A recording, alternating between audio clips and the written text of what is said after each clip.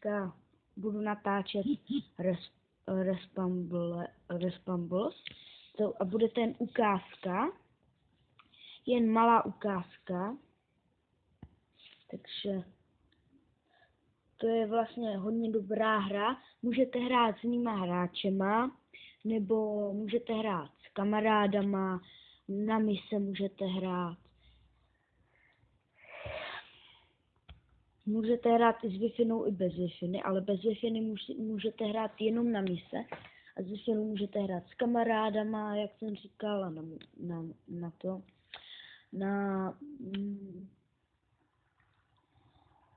s jinýma hráčema, nevím, jestli to i v celého světa.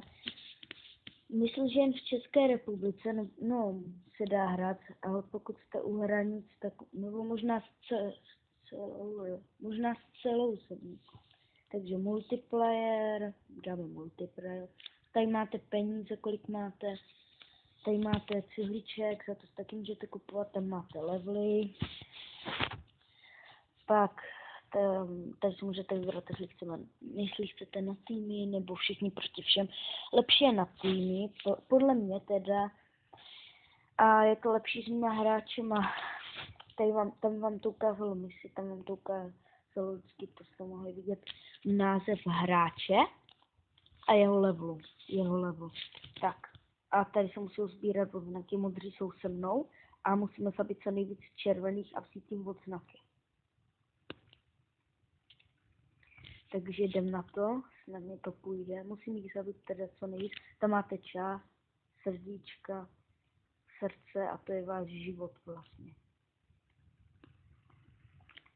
Teď on vezme odznak a tady u těch, jak jsou modří a červení, jak je ten nakreslený ten odznak, který si beru, tak kdo jich má nejvíc, tak pak vyhrál. Zatím vyhráváme, tak to je dobře, že vyhráváme. Tak. Teď nemůžeme zrovna najít. A jako když chcete, tak studujte na mise, tady máte zbraň, kolik máte nábojů, tady je dalekohled, samozřejmě. A jako to smíří skoro samo. Stačí namířit na hráče, pak střílet, ale taky trošku musíte mířit. Úplně samo to jako nejde.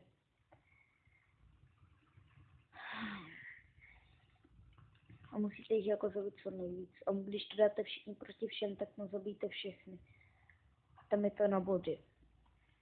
A to je i na mise úplně stejně, ale akorát, že nehrajete s jinýma hráčema, ale hrajete na mise a hrajete na body. To vám taky ukážu. Tady je kdo vás zabil, jaká pistol vás zastřelila, jakou pistol, jestli si chcete koupit nebo ne. Jo, když uvidíte červený odznak a vezmete ho, to jsou váš, tak se vám nepřipočte, protože je váš, ale zase ho nemůžou vzít červení. Takže to taky berte. Protože aby toho červení nemohli získat. Aby červení měli míň. Z modrých vypadne červený odznak, z nich vypadne takový, který tam nakreslený.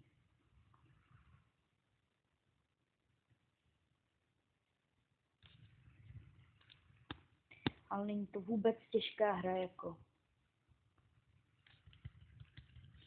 Můžete si tam jako dávat, tady jak jsou ty zbraně, ten zelený čtvrč, tam se jako koupíte, co chcete za zbraně, tam si můžete vybírat v oblečení, postavy, ale potřebujete ty peníze, které získáváte za hry, dáte si do kolegu, nechtěl. Zase prohráváme, to chci prohrát. Když si máte, tak musíte vzít co nejvíc odznaků. Čím víc odznaků, tím víc samozřejmě.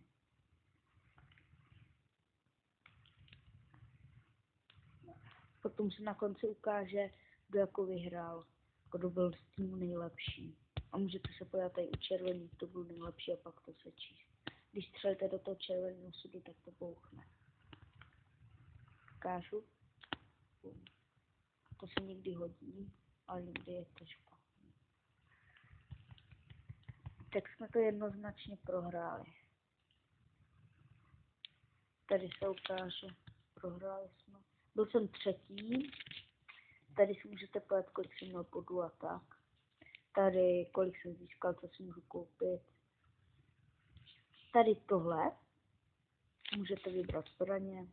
Tady si můžete vybrat různý. A tady vylepšujete panáčka samozřejmě. Tady jsou ty levely, jak jsem říkal. Tady je taková, tady je zase ta mise. Kolik bude trvat? 4 minuty. A prostě je to taková, je to lehká hra, není moc těžká.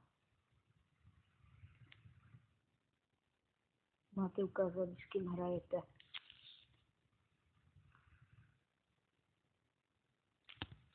Tady jsem si vůbec, a mám lepší pistol, než tady tenhle.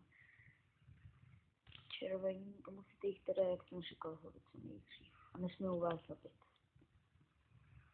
Neumí snad mířit.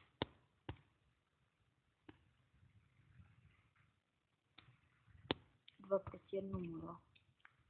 No tak já proti dvou. Tak jeden proti jednomu už.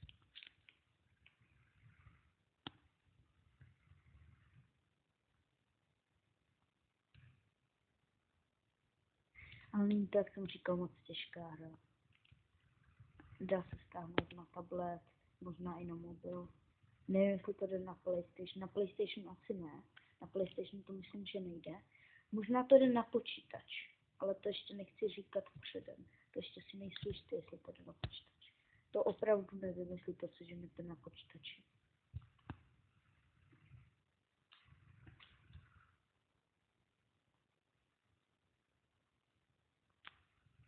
Jako může to hrát skoro každý.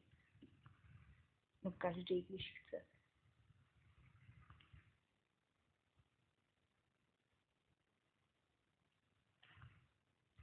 Tak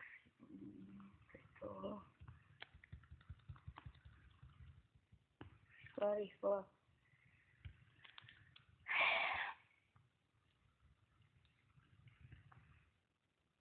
Ještě 2 minuty máme, to dobrý. A prohráváme. Ještě se musím. Rychle. Když to vezmu vůbec na musím. No tady zrovna, když jsem se nechtěl vůbec spavnout. Červený. Jsem přišel včas. Ne, má lepší pistola.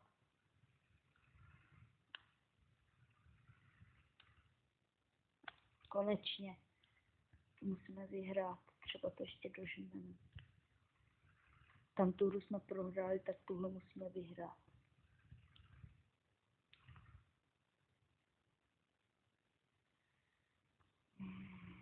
Kdo po mně střílá, ten kruci.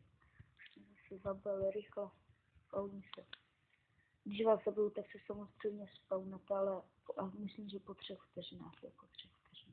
Protože ho nemůžu zabít. Konečně. Ty mám jako granáty, ale ty si musím koupit i za cihličky lepší. Cihličky můžete získat v misích, že zabijete speciálního. To poznáte tak, že kolem něj svítí žlutou barvu. A má nejlepší pistol ze všech, teď bych chtěl dát dalekohled. A není to lehký vůbec ho zabít. A má jako dobrý oblečení, jako v oblečení vám dává víc životů, třeba rychlejší běh, má ho trošku vylepšeného toho panáčka. Mám trošku lepší věci, ale nemám nejlepší. Nejlepší věci, které tady mám pistol zatím. Pistol je za 10 000 dobrá, doporučuji takovýhle pistole, ale těch pistolí je hodně. Lepší je tahle než raketomet, vám řeknu. Že jestli si budete chtít koupit raketomet za 12 000, tak je lepší tahle za 10 000. Ušetříte 2 000 a je to jako fakt lepší. Hodně lepší. 6, 5, 4, 3, 2, 1. No 1. Sejmi ho, ještě ho sejmi. Tak jsem ho nesejmi. Tady zase. Tak jo. To byla jen taková malá ukázka z Respambles. Z Respambles jsem strašně jako čte. Takže příště to budu, možná ještě, já budu natáčet ještě jednu. Určitě to neviděli jste poprvé, ani natáčel jsem to poprvé ani naposledy. No, natáčel jsem to poprvé, ale ne naposledy. Takže čau, to byla jen taková ukázka.